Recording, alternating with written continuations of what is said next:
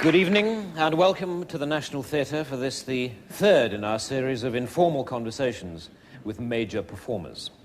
It has been a very exciting season so far, which has encompassed such performing giants as Sir Ian McKellen, Dame Judi Dench, and of course, Christopher Biggins.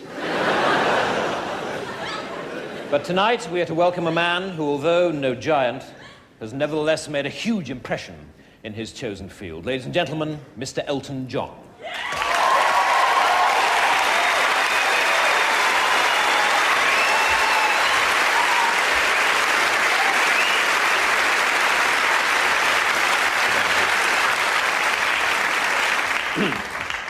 Elton, do you mind if I call you Elton?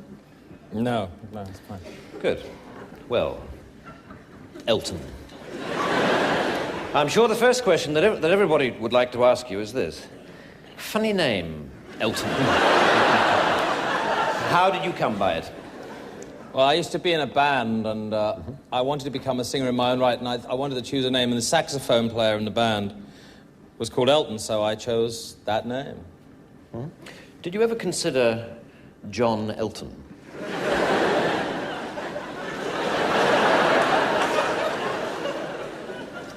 No. You didn't? Okay.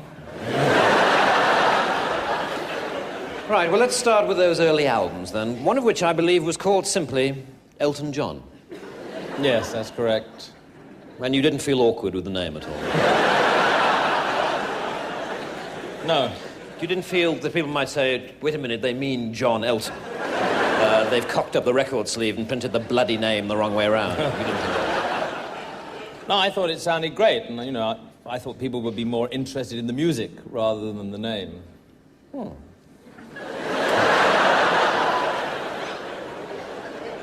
Now, to the songs themselves, many of the lyrics were, of course, written by Bernie Taupin.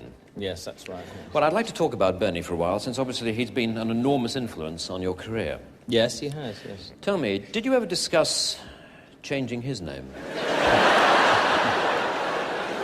Because presumably Taupin Bernie would have been more consistent with your Elton John.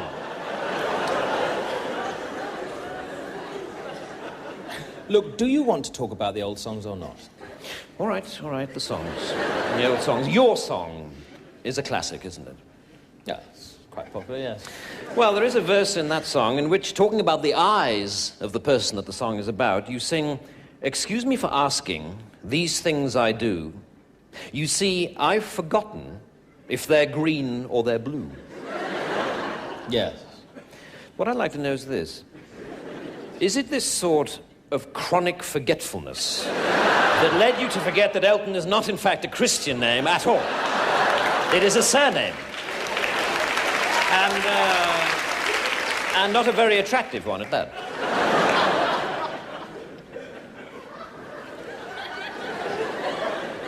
Let's talk about something else, shall we?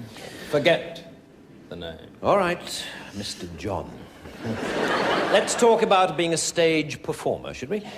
Tell me, do you ever watch other performers and get jealous?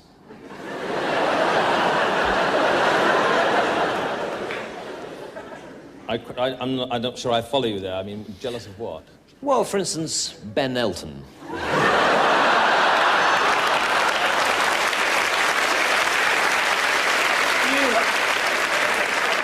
I don't have to do this, you know. All right. Look, I'm sorry. Go.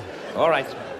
Fair enough, moving on then. Many consider your masterpiece, of course, to be the album Goodbye Yellow Brick Road. And there is one song that people are particularly moved by called Candle in the Wind. Yes, a lot of people seem to like that song. Now, this song is in fact dedicated to Norma Jean Baker, who, of course, changed her name to Monroe Marilyn. Marilyn Monroe. My point exactly. Marilyn is a Christian name, so it comes first. Can't you see that? Are you word blind or something? I mean, it's... I've had enough of this. All right, no, wait, please. I'm sorry. Please, I'm sorry, it was my mistake. I'm sorry. There's only one more question to go. It won't take long, really. It won't take a moment. Sorry, there's only... I am... Please, sit down. One final question. You've obviously achieved enormous success over the years. But in fact, you didn't have a solo British #1 until this year, with a song called Sacrifice. Now, my big question is this. Surely you wouldn't have had to wait so long for a #1 if it hadn't been for your stupid, pointless, bloody name! Bang!